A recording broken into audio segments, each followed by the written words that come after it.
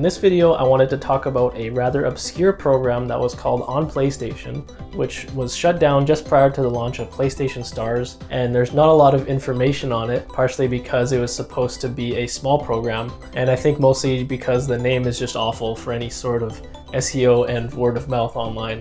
Whether it was stylized as two words, On PlayStation, or On.PlayStation, or On PlayStation as one word, it was inconsistently named and really did not make it an easy thing to search for online.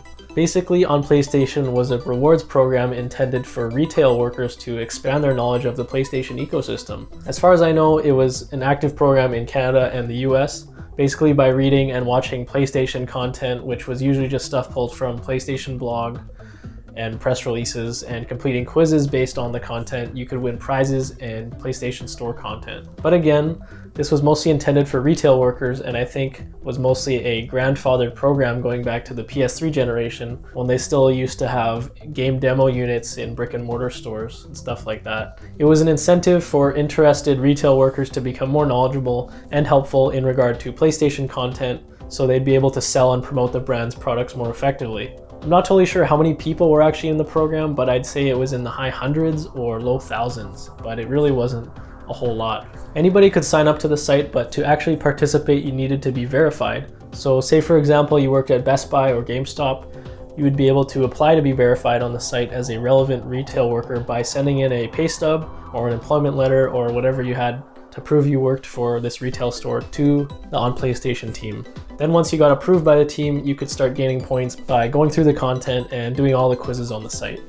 The content usually revolved around new first-party titles or larger third-party games, as well as whatever new hardware was being released at the time, including like controllers and peripherals and stuff. The quizzes would ask things like age ratings, general features of the games and the hardware, or trivia like release dates and so on.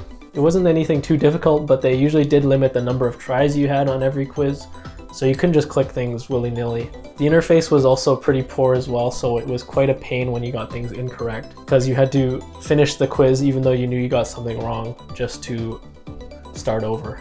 I'm not sure how old the program was, but I think I first came across it before 2015 at least. And the earlier version of On PlayStation offered credits as rewards for completing the content, and then the credits could be redeemed on limited amounts of physical or digital prizes. I managed to get this cool Order 1886 mug back then, as well as a physical copy of Minecraft PS4. And if I remember correctly, it took a lot of work to get enough credits for anything worthwhile at this point. Then around 2018 is when the program got a revamp and moved to a new backend on the Zunos learning platform. This new platform offered points for completing quizzes and reading content, almost the same as the old interface, but instead of a redeemable store of physical and digital rewards, they ran digital-only lotteries for members who had a certain amount of points or had completed specific quizzes. Usually they would just give away a couple hundred copies of the latest first-party game or a PS Plus subscription. I won a lot of digital games over the years, stuff like Spider-Man Miles Morales, Sackboy's Big Adventure, and even Gran Turismo 7 more recently. In addition to these games, I haven't had to pay for PS Plus for about 3 or 4 years because of this program. When they finally announced the program was shutting down in the summer of 2022, it was still unclear what exactly PlayStation Stars was at the time, so it was a pretty disappointing announcement.